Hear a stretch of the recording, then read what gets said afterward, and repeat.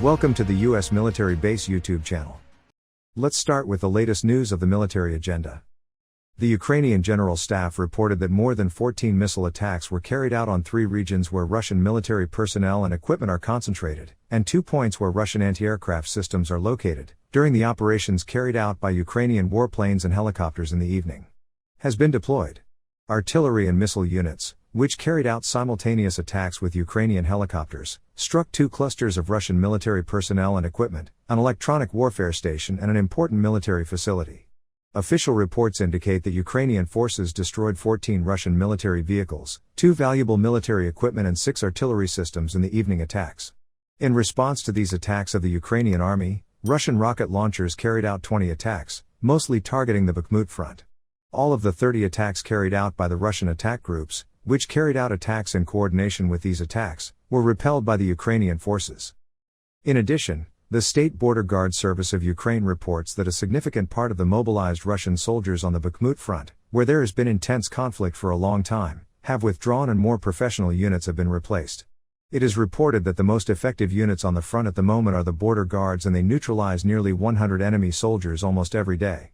In the 2-minute video shared by the Border Guard Press Service, it is seen that the border guards used unmanned aerial vehicles and mortar systems in a coordinated way and destroyed 4 different strong points where Russian soldiers were stationed. Despite the use of electronic warfare systems against Ukraine's drone army, Russian forces have so far failed to achieve their goals. The news shared by a reliable news organization a few minutes ago shows that the Russian army has started testing much more advanced systems at the front to achieve this goal. According to the news shared by the Washington Post on this subject, Moscow uses Tobol electronic warfare systems to disrupt Starlink signals in Ukraine.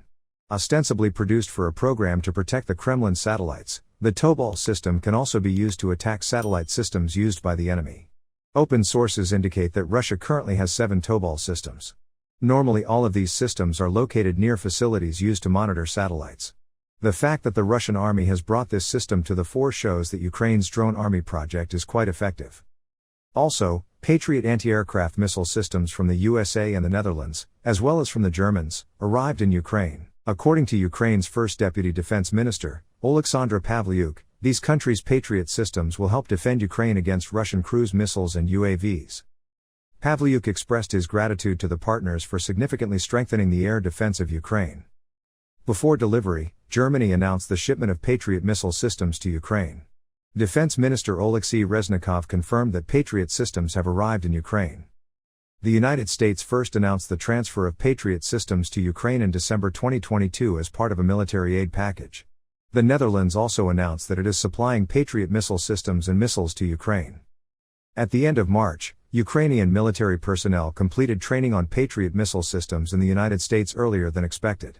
In addition, according to the news shared by the Times newspaper, Ukraine plans to use British long-range missiles to hit targets in Crimea.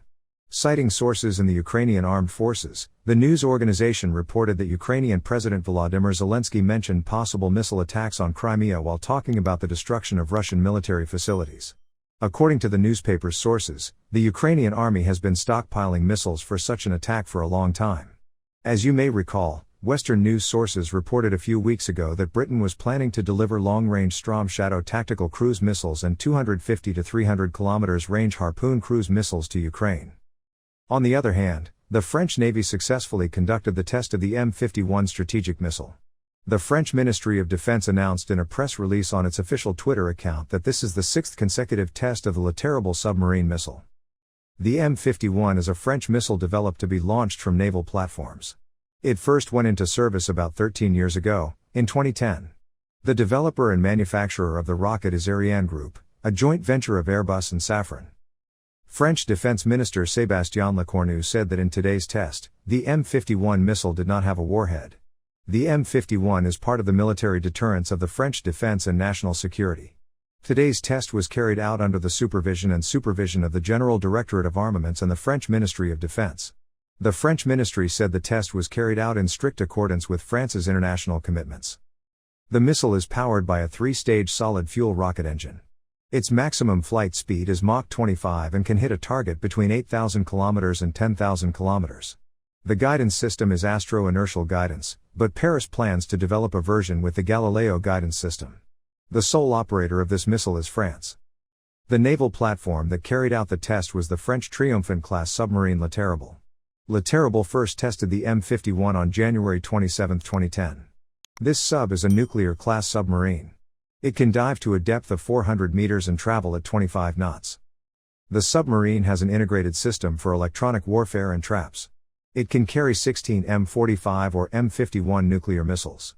It has anti-ship attack capability through 4 533mm tubes for F-17 torpedoes. The submarine is also armed with the Exocet SM-39 cruise missile.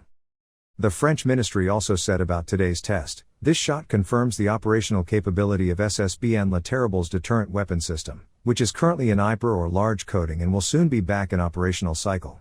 It shows once again the excellence of France's defense industry," he said. "In the coming days, we will follow all the military and political developments in the world, especially the Russia-Ukraine war, for you.